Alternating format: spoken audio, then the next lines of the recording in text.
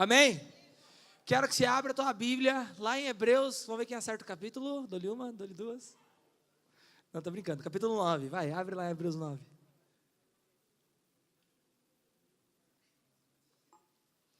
E deixa aberto, que eu não vou falar nada do que está escrito ali por enquanto.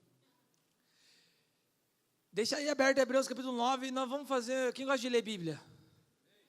Quem não gosta, sincero de coração, quem sente dificuldade de ler Bíblia, levanta a mão bem alto. Vai, mais alto, eu quero saber, de verdade, sem mentira. Sabe por que eu estou fazendo essa pergunta? Porque o primeiro passo para você aprender a gostar de ler a Bíblia é você reconhecer que você não gosta. Eu não gosto de ler, leitura nenhuma. Minha esposa fala assim que é tão de dificuldade. Eu me formei na faculdade sem ler um livro. Eu fazia resenha de livro sem ter lido o livro, gente. E era por revelação. E eu não gostava de ler nenhum livro, inclusive a Bíblia. Eu não conseguia ler, tinha dificuldade. Eu dormia lendo a Bíblia. Eu ia ler a Bíblia e acordava de manhã usando a Bíblia como travesseiro.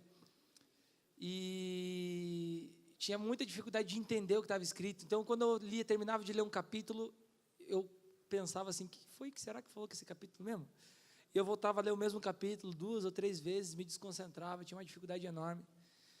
E só que desde criança dentro da igreja, eu sempre via os pastores virem aqui na igreja, e eu vi uns pastores, e os caras chegavam assim, porque sem esboço, e começava a falar versículo, e versículo, e versículo, e versículo, e versículo, e versículo. Eu falei, mas que trem é esse, né? Como é que ele sabe disso? Será que é dom? Toda vez que eu perguntava, a pessoa falava, é que eu leio a Bíblia. Eu falei, faz sentido.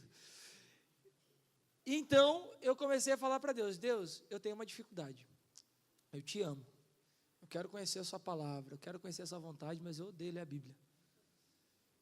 Mas eu sei que o teu Espírito Santo foi quem escreveu ela, e eu sei que ele pode colocar uma paixão dentro de mim. Então, acende esse fogo, revela para mim a Bíblia. Eu comecei a pedir, e agora eu gosto de ler a Bíblia. Gosto muito de ler a Bíblia mesmo, de verdade, é uma das leituras que eu mais gosto. Tem dia, as pessoas falam assim, como é que você lê a Bíblia? Quantos capítulos por dia você lê? Eu falei, às vezes tem dia que eu não leio nenhum. Eu já cheguei a ficar 4 horas lendo um versículo. E meditando naquilo que Deus estava falando comigo. E eu li de volta, e cada vez que eu li, ele me falava outras coisas. Então eu não tenho método, né? Eu só fiquei com vontade de ler a Bíblia e agora eu gosto. Então, se você não gosta de ler a Bíblia, o primeiro passo para você gostar é reconhecer que não gosta e pedir para o Espírito Santo te ensinar. Porque a Bíblia diz que é Ele que nos ensina todas as coisas, sim ou não? Está na Bíblia, pastor Edson? Que é Ele que é o nosso mestre, Ele que nos ensina? Então tá bom. Então não estou pregando heresia. Amém? Olha lá, 14, 26 de João. Olha lá. Diz que se eu fosse escrever um livro da Bíblia, o nome do livro seria Heresias. Olha só, vamos lá. Capítulo 9, ele vai falar sobre o santuário, sobre sacrifício, sobre aliança. Eu vou ler um pouquinho sobre tudo isso, e eu vou meditar um pouquinho sobre o que isso serve para nós no dia de hoje. Ele vai começar falando ali sobre o tabernáculo antigo, o tabernáculo do Velho Testamento. Quem lembra do tabernáculo do Velho Testamento? Vocês lembram? Lembra lá que tinha uma arca da aliança? Tinha uns negócios dentro, e a arca da aliança ficava dentro de uma salinha, que tinha um véu que separava, que só entrava um cara uma vez por ano naquele lugar, lembra? Ele vai começar falando disso, do lugar santo, do santo dos santos, do átrio e tal, e meditando sobre o tabernáculo, Deus me levou a lembrar de um versículo que não é esse aí que está aí, mas está lá em Colossenses 2, o versículo 17, que diz que estas coisas eram apenas sombras daquelas que estavam por vir. E ele estava falando no versículo 17 também sobre a lei, sobre os preceitos da lei e tudo mais. Então eu entendo que o tabernáculo antigo não serve para nós hoje, sim ou não? Sim ou não? Tá bom, tá acordado ainda, que bom. Tabernáculo antigo serve para a gente hoje ou não? Não serve, perfeito. Mas ele não é descartável, porque ele era uma sombra daquilo que estava por vir. Na verdade, tudo o que acontece aqui na terra é uma sombra do que está acontecendo no céu. Nós vivemos aqui um reflexo do que é no céu. Então, quando Deus estabeleceu o tabernáculo, Ele estabeleceu baseado, tentando, vamos dizer assim, tipificar como seria no céu, como vai ser no céu na nossa eternidade. E então eu quero que você reflita muito sobre o tabernáculo do Velho Testamento, porque a Bíblia diz que o novo tabernáculo não é feito por mão de homem. Olha para o lado aí, olha para o lado, olha para quem está do seu lado, olha a cara bonita do tabernáculo de Deus aí, ó. Você é o novo tabernáculo. Vamos estudar então como é que era o primeiro tabernáculo, depois vamos estudar os sacrifícios e tudo o que acontecia. Eu tenho certeza que vai ser bem legal. Vamos ler, põe na tradução NVI, se tiver aí NTLH, qualquer coisa mais jovem. Eu gosto da Fiel, mas eu quero ler na jovem. A hora que ele trocar, vocês me avisam. Amém? Eu vou falar sobre os 3 passos para que você receba a sua herança em Cristo. Quem quer receber a herança em Cristo Jesus aí? A Bíblia diz que nós somos filhos, eu li Romanos 8 ontem, que nós somos filhos, e somos filhos também somos herdeiros, né? Mas em Gálatas 4, no versículo 1, diz que o herdeiro, enquanto é menino, não difere nada do servo, que para receber a herança ele precisa atingir primeiro um processo, precisa passar por um processo, atingir a maturidade. Então, vamos lá, trocou? Trocou, irmão?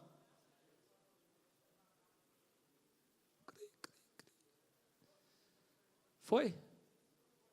Já trocou? Eu não vi, eu não estava olhando. Vamos ler então. NVI agora? Tá bom. Ora, a primeiro o quê? Tinha regras para adoração e também um tabernáculo terreno. Então, tinha uma primeira aliança, sim ou não? Ok, vamos lá. Foi levantado um tabernáculo na parte da frente, chamado lugar santo. Estavam lá o candelabro, a mesa e os pães da presença. 3 níveis. Por trás do segundo véu havia também uma parte chamada Santo dos Santos, onde se encontrava o altar de ouro para o incenso e a arca da aliança, totalmente revestida de ouro. Nessa arca estava o quê? Um vaso de ouro contendo o quê? A vara de Arão que floresceu e as tábuas da aliança. Vaso de ouro, maná e tábuas da aliança, 3 níveis. Acima da arca estavam os querubins da glória que com sua sombra cobriam a tampa da arca. A respeito dessas coisas não cabe agora falar detalhadamente. Ele não está querendo explicar muito sobre como era o tabernáculo do Antigo Testamento. Vamos seguir um pouquinho?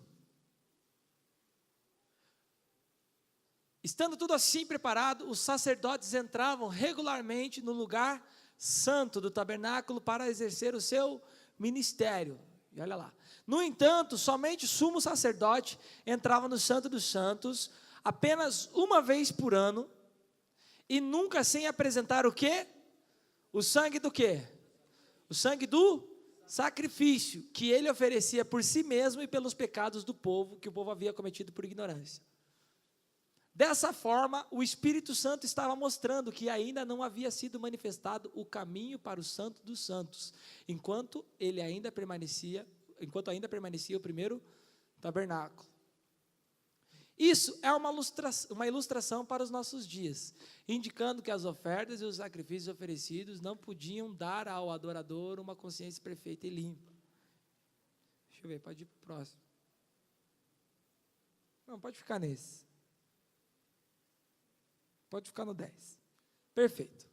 Preste atenção comigo. Primeiro, a parte do capítulo 9 de Hebreus já fala algumas coisas bem legais. Eu quero pontuar antes da gente seguir com a mensagem. Amém ou não? Quem está preparado para o que Deus vai ouvir aí? Deus tem 3 níveis de glória ainda para essa conferência. 3. Quando Deus se apresenta no Velho Testamento, Ele está apresentando uma sombra do que estaria por vir, eu sei, nos nossos tempos e até na eternidade, sim ou não? Sim ou não? Converse comigo, nós vamos conversar, eu preciso que você entenda, antes que eu pregar uma mensagem bonita e você não entender nada, eu quero que você entenda, nem que essa mensagem fique chata, no final da história, mas o importante é você entender. Quando eu começo a olhar como eram feitas, como o tabernáculo funcionava, eu olhei que o tabernáculo ele tinha 3 partes, Sim ou não, pastor Edson?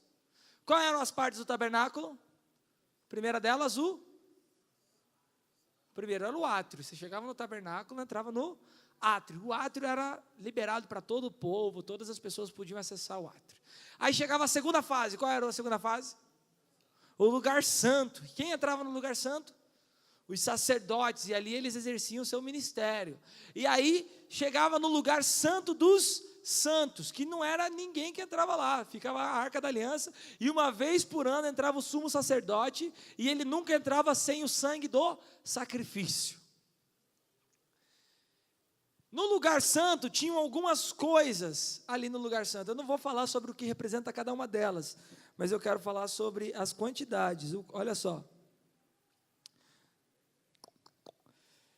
Estava o quê? O candelabro, a mesa dos pães da propiciação e... Tinha 3 coisas, agora eu perdi aqui.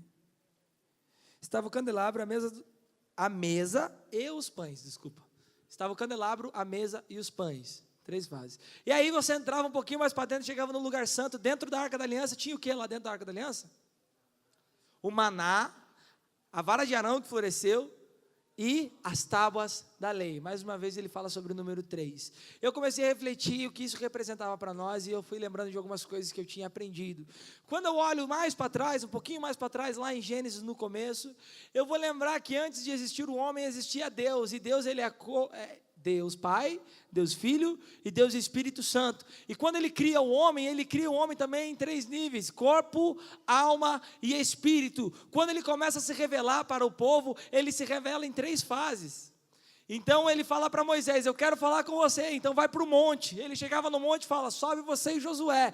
Josué subia até metade do monte, e aí fala: agora deixa Josué e você vai mais para cima. Então até o monte tinham 3 níveis: tinha o cume do monte, o meio do monte e o pé do monte. O pé do monte era reservado para o povo, o meio do monte ficava lá o que representava o sacerdócio, que era Josué, e o cume do monte para o sumo sacerdote, que era representado por Moisés. Aí então o povo começa a pedir algumas coisas e Deus revela o tabernáculo. Ele cria o tabernáculo em 3 níveis: átrio, lugar santo e lugar santo dos santos. Cada um deles tinha 3 características principais: onde você oferecia o sacrifício, onde fazia a purificação, onde estava lá o candelabro, onde estava a mesa, onde estavam os pães da propiciação, onde estava o maná, onde estavam as tábuas da aliança e onde estava a vara de Arão que floresceu.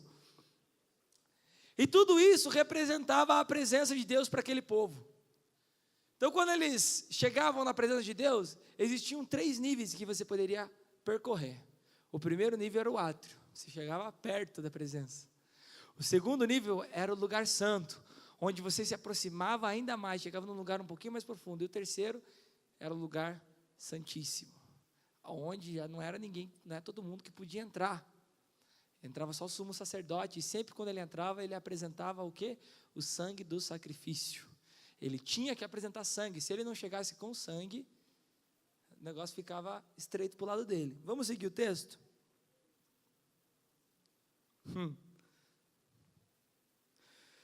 Quando, porém, Cristo veio como sumo sacerdote, o 11 agora. Eu estava lendo a minha Bíblia já. Quando Cristo veio como sumo sacerdote dos benefícios agora presentes, ele adentrou o maior e mais perfeito tabernáculo, não feito pelo homem, isto é, não pertence a esta criação. Segue lá. Não por meio de sangue de bodes e novilhos, mas pelo seu próprio sangue. Ele entrou no Santo dos Santos uma vez por todas e obteve eterna redenção. Jesus, quando veio como sumo sacerdote, uma vez por ano o sumo sacerdote tinha que fazer? Pegar o sacrifício do povo, de bodes, novilhos, pegar aquele sangue, entrar dentro do tabernáculo e aspergir o sangue, para que o pecado do povo e o pecado dele próprio fosse coberto. E ele tinha que fazer isso várias e várias e várias e várias vezes. Então, se alguém te ensinou que a graça, que o Júlio comentou hoje de manhã, está cobrindo o pecado de alguém, essa pessoa não entendeu o que é graça ainda, porque a graça não cobre pecado, graça tira o pecado, tá? Então, quem cobre o pecado é a lei. Uma vez por ano, tinha que ir alguém lá, aspergir sangue sobre a Arca da Aliança, para quê? Para que os pecados fossem cobertos. Aí chega Jesus e ele entra num santo dos santos não feito por homens, um tabernáculo imperfeito, impuro, mas ele entra num lugar perfeito, no maior, olha o que ele fala no 12 ali, entrou no santo dos santos uma vez por todas e obteve eterna redenção. Vamos seguir o texto? Ora, se o sangue de bodes, touros e as cinzas de uma novilha espalhadas sobre os que estão cerimonialmente impuros os santificavam, de forma que se tornam exteriormente puros, quanto mais, então, o sangue de Cristo. Vamos explicar, vou traduzir, tá bom? Posso traduzir? Ele está falando assim, se aquele sangue de animal que era impuro, de um tabernáculo que era imperfeito, quando aspergido sobre os utensílios cerimoniais tornavam aqueles utensílios puros, quanto mais o sangue de Cristo, quando é aspergido sobre nós, também não pode nos purificar de todo pecado. Que pelo Espírito eterno se ofereceu de forma imaculada a Deus, purificará o quê? A nossa consciência de atos que levam à morte, de modo que sirvamos ao Deus vivo. Vamos seguir o texto. Por essa razão, Cristo é o mediador de uma nova aliança, para os que são chamados, recebam a promessa da herança eterna, visto que ele morreu como resgate pelas transgressões cometidas sobre a primeira aliança. Então, quem é o mediador dessa aliança? Jesus Cristo. Legal, você está entendendo. Estamos chegando num objetivo. Estou indo devagar, mas você vai entender no final. Tá bom? Prometo para você. Prometo, pastor Edson, prometo que vai ser top. Então Jesus Cristo, ele vem e apresenta uma nova aliança. Quando o apóstolo Paulo fala sobre a ceia, ele fala assim, esse cálice representa o sangue de Cristo, que é a nova aliança. Sim ou não? Lá em 1 Coríntios 11, 23. Fala sobre a nova aliança em que Jesus Cristo fez. Antes tinha uma velha aliança, que precisava ficar sendo renovada. Cada vez, todos os anos, essa aliança se renovava para que o pecado do povo fosse coberto, para que eles fossem perdoados da culpa, livrados da culpa e tudo mais. E aí Jesus Cristo vem e apresenta uma nova aliança. Eu vou seguir o texto, depois eu falo o que Deus tem falado comigo. No caso de um testamento, é necessário que comprove a morte daquele que o fez. Pois um testamento só é válido no caso de morte, uma vez que nunca vigora enquanto está vivo aquele que o fez. Ninguém recebe herança enquanto o portador da herança não morre, sim ou não? Você não vai receber herança enquanto a pessoa não morreu, só recebe depois da morte comprovada. Por isso, nem a primeira aliança foi sancionada sem sangue. Até a primeira aliança, para ter sido validada, precisou de sacrifício. Vamos lá. Quando Moisés terminou de proclamar a todos os mandamentos da lei, a todo o povo, o que ele fez? Levou o sangue de novilhos e de bodes, juntamente com a água e a lã vermelha e ramos de ísopo, e aspergiu o próprio livro e todo o povo, dizendo: este é o sangue da aliança que Deus ordenou que vocês obedeçam. Você entendeu essa parte ou não?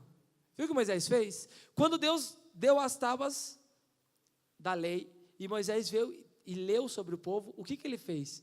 Ele pegou um sangue, e ele começou a aspergir sobre as tábuas, e depois sobre o povo, e ele disse o quê? Este sangue aqui é a aliança que Deus ordenou que vocês obedecessem. Segue o texto. Da mesma forma, aspergiu com sangue o tabernáculo e todos os utensílios das suas cerimônias. De fato, segundo a lei, quase todas as coisas são purificadas com sangue. E sem derramamento de sangue não há perdão. Portanto, era necessário que as cópias das coisas que estão nos céus fossem purificadas com esses sacrifícios, mas as próprias coisas celestiais com sacrifícios superiores. Não sei se você está entendendo o que você está lendo. Pois Cristo não entrou em um santuário feito por homens, uma simples representação do verdadeiro. Ele entrou no próprio céu, para agora se apresentar diante de Deus em nosso favor. Meu Deus. Não, porém, para se oferecer repetidas vezes, a semelhança do sumo sacerdócio, que entra no Santo dos Santos todos os anos com sangue alheio de qualquer um. Se assim fosse, Cristo precisaria morrer muitas vezes desde o começo do mundo, mas agora Ele apareceu uma única vez por todas no fim dos tempos, para aniquilar o pecado mediante o sacrifício de si mesmo. Da mesma forma como o homem está destinado a morrer uma só vez e depois disso enfrentar o juízo, assim também Cristo foi oferecido em sacrifício uma única vez, para tirar os pecados de muitos, e aparecerá uma segunda vez, não para tirar o pecado, mas para trazer a salvação àqueles que o aguardam. A lei traz apenas uma sombra dos benefícios que hão de vir, e não a realidade dos mesmos. Para que já estamos indo para o 10, daqui a pouco a gente lê a Bíblia inteira aqui. Meu Deus, eu amo a Bíblia. Quando eu estava lendo sobre esse texto, Deus começou a falar umas coisas, eu li de uma maneira desconstruída, por isso eu não sabia direito onde estava o quê, porque eu comecei lendo o final, depois eu fui para o começo, daí eu fui para o meio, fui para o final e voltei para o começo, para preparar a mensagem. E ali no meio daquele bolo todo, Deus começou a falar comigo sobre os passos, as fases que nós precisamos enfrentar. Todo cristão, ele passa por 4 fases. Fala aí, 4 fases. Quais são as 4 fases? O sacrifício, a aliança, o tabernáculo e a herança. Sacrifício, aliança, tabernáculo e herança. No Velho Testamento, eles tinham que passar pelo sacrifício diversas vezes. Uma vez por ano, eles tinham que ir no templo, apresentar os seus sacrifícios, o sacerdote pegava todo aquele sangue, e ele entrava dentro do Santo dos Santos, e ele aspergia o sangue, e ali eles recebiam o quê? Perdão, o pecado deles era coberto. Sim ou não? Mas ele tinha que fazer isso várias vezes, e cada vez ele tinha que fazer de novo, e passava um ano, tinha que fazer de volta. Imagina que se fosse fevereiro, então fevereiro do ano passado você fez, agora você estaria fazendo de volta. Daqui a um ano, mais ou menos, que ia passar super rápido, você ia ter que fazer de volta. Então, todos os anos, você teria que fazer um sacrifício para que a sua aliança fosse renovada. O primeiro sacrifício, por si só, era imperfeito, era ineficaz, porque ele não tinha capacidade, ele não tinha como te dar algo que fosse eterno, ele te dava algo que era passageiro. O primeiro sacrifício em que o homem precisou enfrentar era passageiro. E para falar a verdade, até hoje, a gente acaba passando pelo sacrifício passageiro. Estava conversando um pouquinho antes com o Tom do Emaús, e ele falou assim, sabe o que é? Às vezes Deus revela coisas tão incríveis para a gente, mas no final a gente acaba esquecendo e começa a costurar de volta o véu que a cruz rasgou. Em vez de nos aproximarmos de Deus e levar Deus para as pessoas, a gente distancia as pessoas de Deus e nos afasta dele. Por quê? Porque a gente ainda tem a mentalidade do velho sacrifício. Então Jesus, ele vem pela segunda vez e ele fala assim, eu vou ter que acabar com essa folia e eu vou apresentar um sacrifício perfeito. A Bíblia é um livro que fala sobre oferta. Sabia disso? O tema central da Bíblia é a oferta. Posso te provar. Qual é o tema central da Bíblia? Jesus Cristo. E Ele foi uma oferta de Deus por nós, para nos limpar de todo pecado e nos dar a herança da salvação.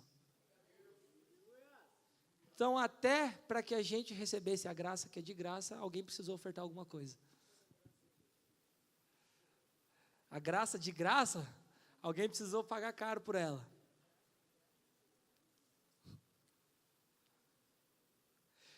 Então Jesus, ele morre na cruz do Calvário, você conhece a história, está aqui, o Cordeiro e o Leão, ele morre e ele ressuscita, enfim, o sacrifício dele, o sangue dele que foi derramado, ele foi suficiente, foi eficaz e foi perfeito. Já não precisa morrer 2 vezes. O sacrifício dele já não cobre pecado de ninguém. O sacrifício de Jesus arranca o pecado. João Batista estava lá dando o seu sermão no meio do deserto, daqui a pouco aparece Jesus e ele olha assim e fala: meu Deus, eis o Cordeiro de Deus que cobre os pecados do mundo. Os pecados estão com muito frio hoje em dia, que a galera está querendo cobrir com graça. Eis o Cordeiro de Deus que tira o pecado do mundo. É Ele que arranca o pecado de dentro de nós. Lembra que eu falei ontem, a carne é fraca, mas o espírito está pronto, filho. Clama por Deus e Ele arranca de você. Então veio o segundo sacrifício. Então quando nós chegamos nesse sacrifício perfeito, a gente já entende que eu não preciso mais ficar brigando com o pecado. Eu só preciso deixar com que Cristo mude as coisas dentro de mim, porque Ele pode tirar aquilo que eu sozinho não consigo. E quando nós permitimos que Cristo exerça o sacerdócio dele sobre a nossa vida, que a gente aceita o sacrifício de Jesus, a gente chega no segundo passo. A gente faz uma aliança. Eu não posso fazer uma aliança com Jesus sem primeiro passar pelo seu sacrifício. Não existe aliança sem sacrifício.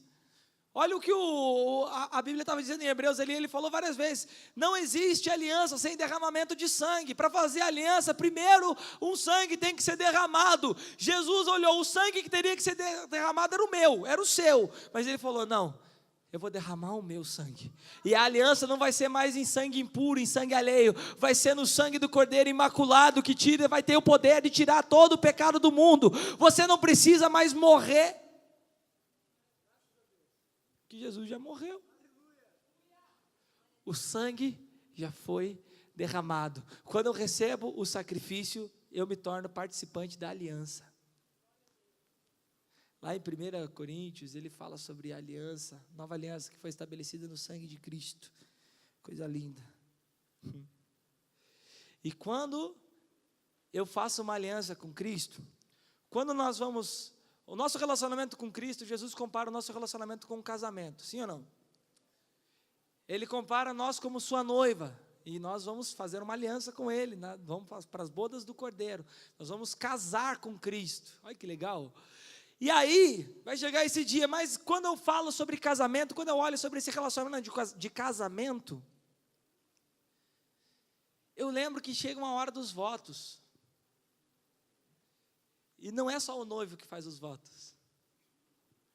Uma aliança requer reciprocidade. Agora, a vida que Jesus entregou por mim, para que eu fizesse parte do sacrifício, para que eu pudesse entrar no Santo dos Santos, agora eu também preciso entregar a minha vida por Ele, para que eu tenha uma aliança perfeita com Ele. A aliança que Ele nos propõe é: eu já entreguei a minha vida, agora é a tua vez. Você está disposto a entregar a sua? Quem está disposto a entregar a vida por Jesus, para ter uma aliança perfeita com Ele aí? Ei, a noiva, quando casa com o noivo, ela não continua morando com os pais não, filho.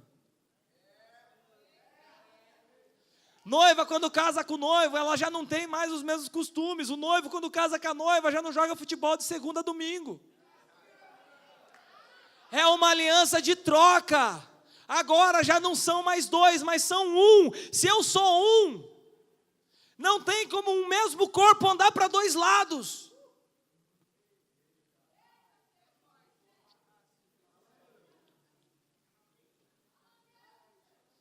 Antes nós estávamos sozinhos, mas hoje, pela aliança de Cristo, somos 1 com Ele. E por que às vezes a gente volta para o velho sacrifício e decide andar sozinho de novo?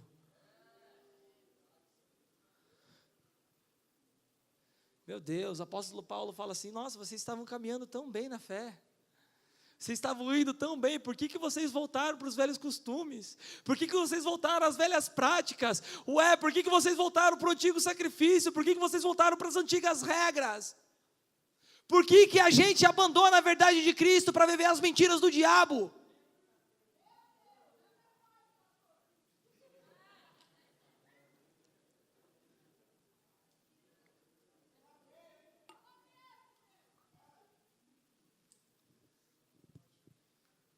Quem quer ser a habitação de Deus aí?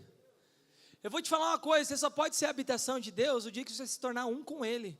O dia que a tua aliança com Ele for perfeita, porque enquanto a aliança só Ele oferecer e você ficar de boa, aí você não vai ser a habitação não, você vai ser visitado por Ele. Você vai ter um hóspede de vez em quando que vem passar as férias, no finalzinho de culto, na hora da ministração. Mas se você quer que o Espírito Santo esteja contigo 24 horas, que o Deus vivo caminhe através de você, que Ele faça as escolhas, que Ele conduza a sua vida, primeiro você precisa oferecer algo em troca. Não é mais sacrifício. Apóstolo Paulo fala assim: morrer para mim é lucro, e o viver para mim é Cristo. Quando você entender isso, você vai entender que não é mais sacrifício. Entregar minha vida não é sacrifício nenhum, quando eu entendo que Ele já entregou a dele, Ele já cumpriu, Ele já fez o sacrifício. Colossenses 3, no capítulo 1, versículo 1, 2 e 3 ali, ele fala que nós já estamos mortos com Cristo e escondidos nele, para que quando Cristo se revelar em glória, nós também nos revelaremos. Tem muita gente querendo aparecer mais com Cristo. Desculpa, eu vou falar errado, porque eu bananei minha frase aqui, você não entendeu nada. Apaga essa parte na edição, por favor. Tem gente querendo aparecer mais que Cristo.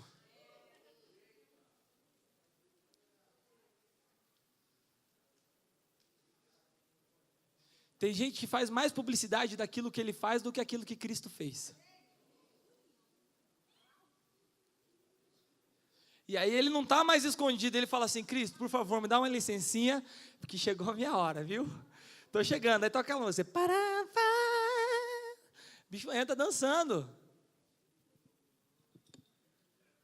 A nossa vida está escondida em Cristo. Colossenses 3. Não precisa nem abrir, eu estou viajando na Bíblia. Eu adoro viajar na Bíblia. Eu embarquei nessa viagem, é tanta onda que eu nem sei.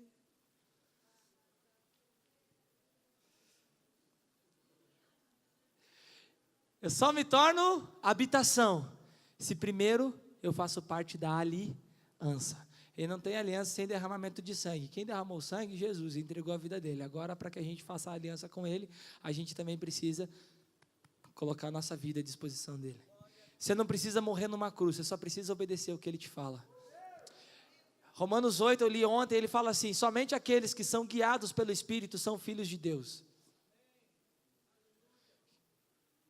Eu achava que todo mundo era filho de Deus. Depois eu descobri que para ser filho de Deus eu precisava reconhecer Jesus. E aí descobri que não é só reconhecer Jesus, eu preciso ser guiado pelo Espírito Santo também.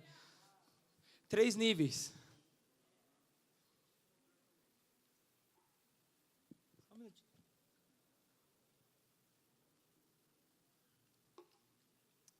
Vou molhar um pouco a palavra, que ela está um pouco seca, né? O que significa tabernáculo? No Velho Testamento, o tabernáculo é onde estava a presença de Deus. A Arca da Aliança carregava a presença do próprio Baal, pelo jeito. Carregava a presença de quem? O tabernáculo é onde era o lugar preparado para que a presença de Deus estivesse.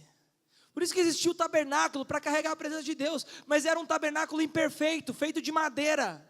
Deus podia ter mandado fazer tudo de ouro. Mas Ele mandou fazer de madeira e revestir de ouro. Sabe por quê? O tabernáculo representa nós, que somos imperfeitos por dentro, mas revestidos de Cristo por fora.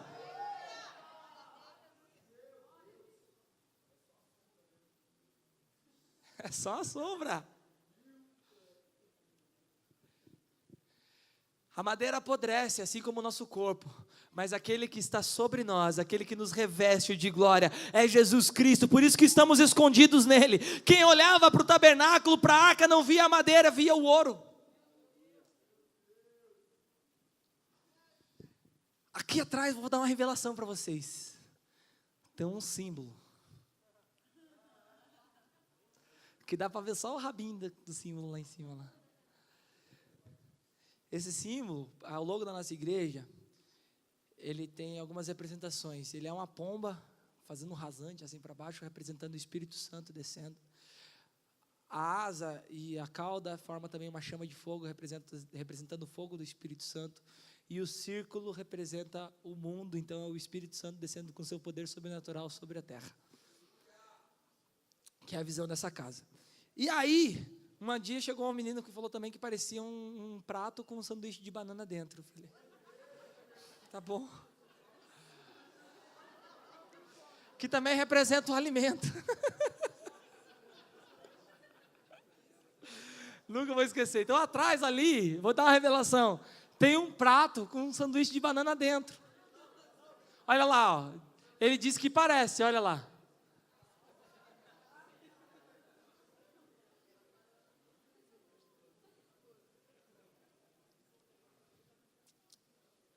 A minha mãe disse que vê uma cruz aí nesse símbolo.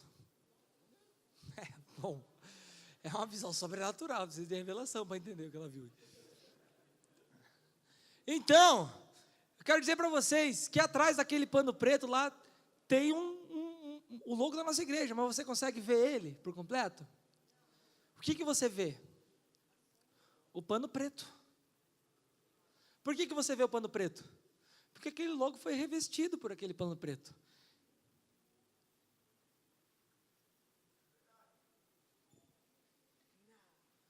A Bíblia diz que você já está revestido de Cristo.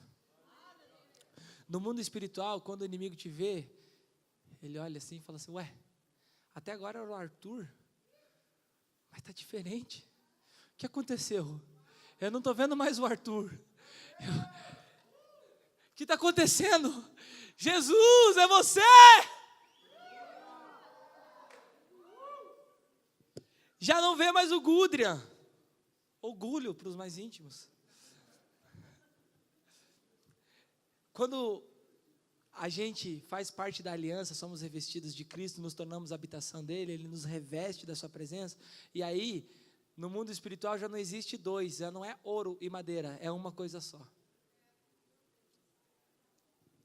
Se somos um com Cristo, se nós já fomos mortificados, já participamos da morte de Jesus na cruz do Calvário, né? Nós temos que tomar a nossa cruz.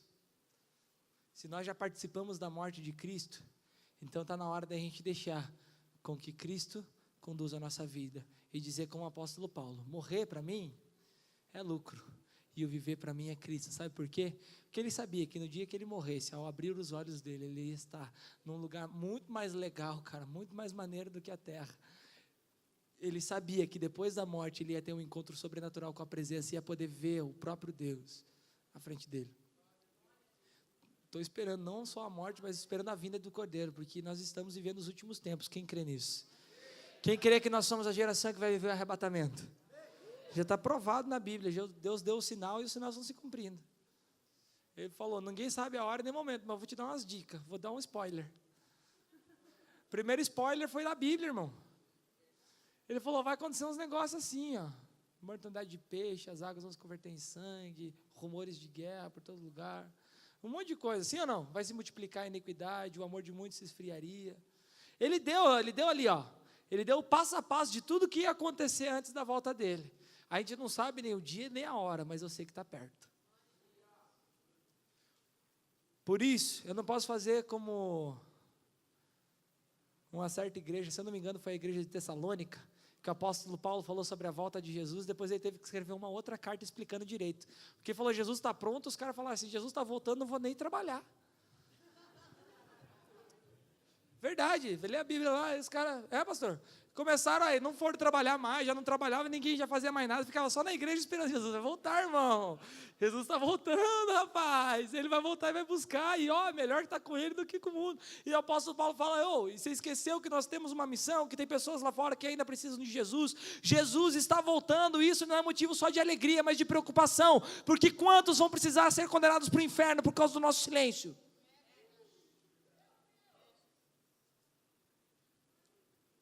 Luca postou um vídeo hoje e falou que, não sei quem falou esse dia atrás aí, escreveu num livro que tinha que ir por todo mundo e pregar o evangelho, não sei quem que foi o maluco que disse isso.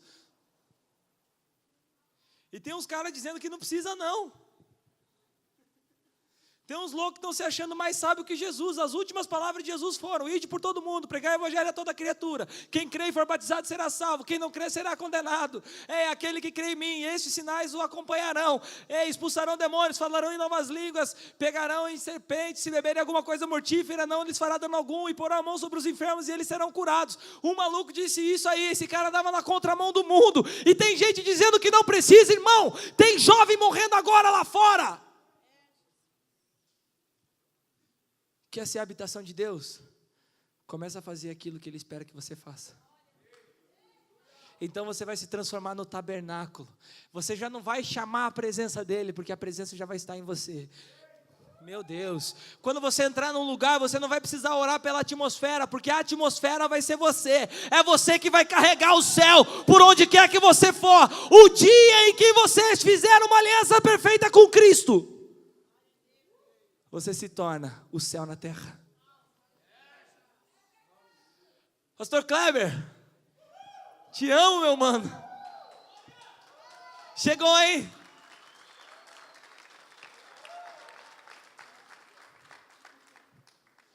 Gente de Deus. Quero mais uma vez honrar a vida do pastor Kleber. Está ali atrás cumprimentando as pessoas, vendo as camisas. No meu turno não, foi uma frase que ele trouxe para a nossa igreja. A gente copiou roubando a frase dele e fez uma camiseta. Mas foi um roubo santo, graças a Deus. Eu acredito que ele está consciente disso. Eu passei uma crise muito grande na minha vida, no meu ministério, e o pastor Kleber Malaquias foi um dos responsáveis para eu estar aqui hoje. Já falei isso pessoalmente para ele, por isso eu tenho a liberdade de dizer isso em público: pastor, eu te amo. Foi um agente de restauração na minha vida. Então tenha a completa convicção de que aquilo que Deus vai fazer na sua vida ainda nem começou nessa conferência. E eu estou falando de quê mesmo? De tabernáculo. Quando eu me torno tabernáculo, eu me transformo na habitação do Deus vivo. Eu já não preciso chamar a presença já está comigo. Eu estou até constrangido de pregar na frente desse homem, gente. Ele fala a Bíblia em hebraico. Pastor, tem um café para você lá, viu? Depois você vê o vídeo, eu fico com menos vergonha. E só quando eu participo do sacrifício, quando eu faço uma aliança, e eu me torno a habitação do Deus vivo, eu posso participar da herança. Você não entendeu, vou falar para você aqui. Só quando eu participo do sacrifício, faço uma aliança com Cristo, me torno a habitação, eu posso participar da herança. Eu posso participar da herança. A palavra de Deus diz: pequeninos rebanhos, não se preocupem, porque ao vosso Pai agradou dar-lhes o reino. Deus ficou feliz de te dar de herança o reino dele. Não é só da salvação, porque quando você participa do sacrifício, você já foi salvo.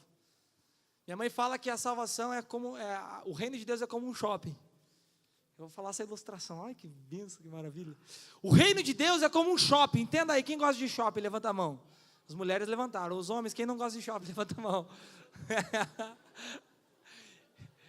Deus está me provando, irmão, porque eu casei com uma esposa que gosta de shopping e tive 2 filhas meninas. Eu gosto de shopping para ir lá na praça de alimentação, comer e voltar. No máximo, entrar na loja para comprar a camisa que eu já tinha visto na internet que tinha naquela loja. E se tiver fila, eu volto para comprar outro dia ainda. Verdade. Eu fui comprar um negócio e voltei outro dia. Falei, não, é fila, tem mais de 20 pessoas na fila. Eu não vou ficar aí, não. Eu vou embora. Aí, é claro, foi no final do ano, né? Final de Natal, que eu ia comprar coisa em loja, as filas estavam dobrando esquina. Eu falei, eu volto depois, eu compro ano que vem, vai estar mais caro, não dá nada. Eu tenho paciência. Longanimidade é dom do Espírito Santo, eu não vou ficar nessa fila aí, não. Ó, Deus está tratando comigo, irmão. Né? Ora por mim. E a minha filha tem 4 anos, cara, e ela adora ir no shopping. Ela olha, pai, por favor, pai, me leva no shopping. Ela vê as roupinhas assim e ela fala, pai, e ela põe no corpo, olha que linda, combina com o meu cabelo, tá vendo? É fofo, né?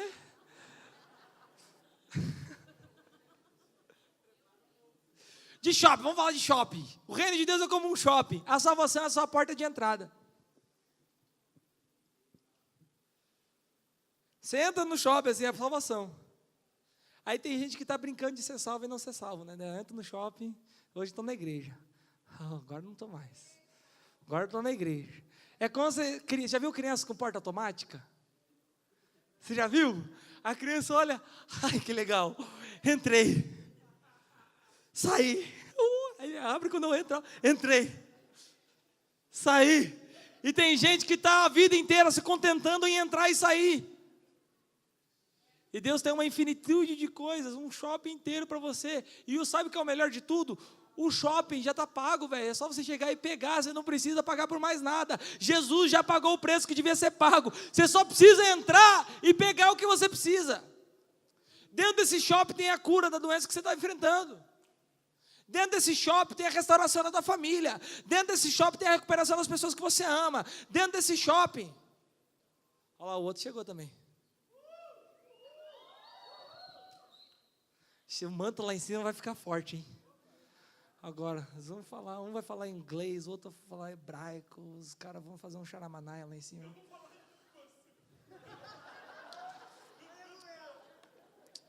Fazer uma entrevista de emprego, fala algum idioma? Falo. Qual? A língua dos anjos. Te provo. Só não sei escrever, só sei falar. Você é o quê? Eu sou bilíngue, falo português e sobrenatural.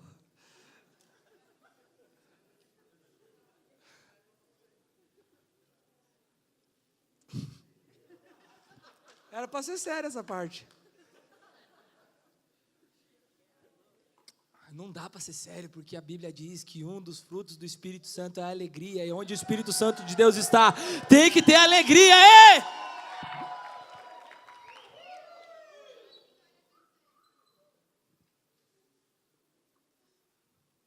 Já é um manto.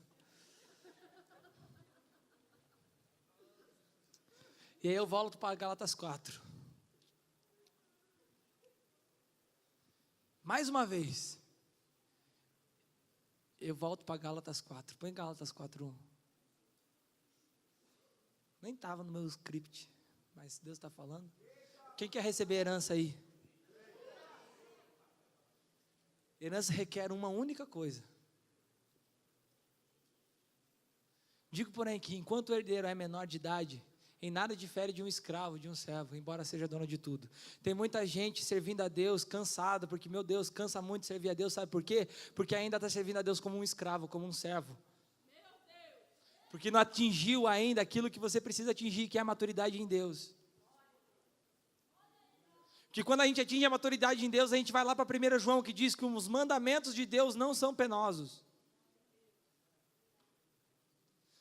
Eu não preciso me sacrificar para servir a Deus. Para servir a Deus para mim é prazer. O sacrifício quem fez foi Jesus. Se eu estou tendo que fazer sacrifício, eu voltei para a antiga aliança. Já, vamos acabar, porque eu tenho horário, nem sei que horas são. Estou no horário. 17, número profético para a nossa nação. Ore 17 vezes por dia pelo nosso presidente, viu? Quem ora pela nação, levanta a mão aí.